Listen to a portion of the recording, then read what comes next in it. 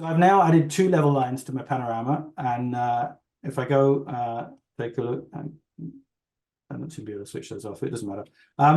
I've now, we can see things are nice and square. So I now I've got a nice level panorama. I've also got a world grid in the 3D space. If I switch that on, and I want to make sure my room's aligned to that because a lot of the tools will snap to the grid.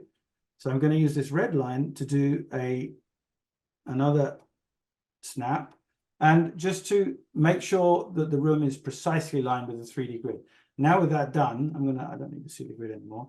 I'm going to go ahead and trace out my floor line. And for clarification, you're in the Metareal stage room editor.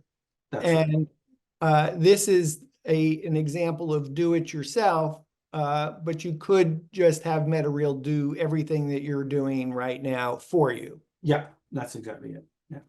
And I'm just going to quickly mark out some windows. Yeah, you could just ship it off and to our to have it processed by us. Yeah. When you do the process, though, if just the section you were in to begin with was the project browser.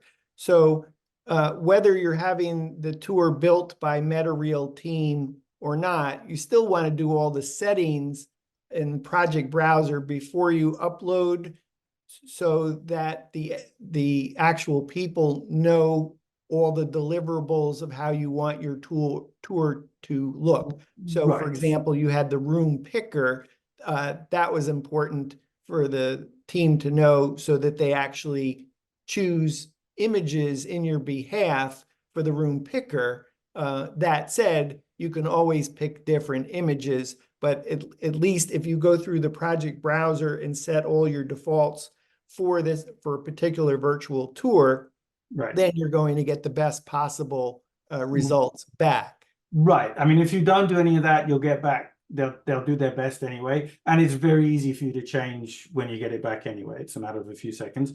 If you're using the full service option, you'll go create a new project. You'll upload your images here, and then you'll hit build it for me, and that'll kick off a job. You go through the checkout process. And as we mentioned the other day, our pricing model is a little different from some of the other folks out there in the sense that we separate processing from hosting and access. Yeah, so let's just figure everybody's going to watch part 1. And so that way we won't have to repeat anything that we covered in part 1 for today's show.